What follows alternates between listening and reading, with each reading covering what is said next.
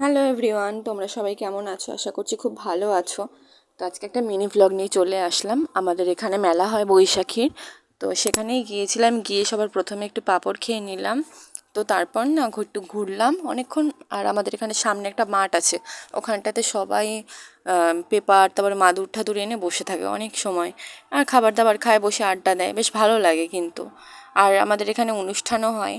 তো আবার কিছু লোক আছে ওই যারা অনুষ্ঠান দেখে, নাচ গান পছন্দ করে, তারা দেখে।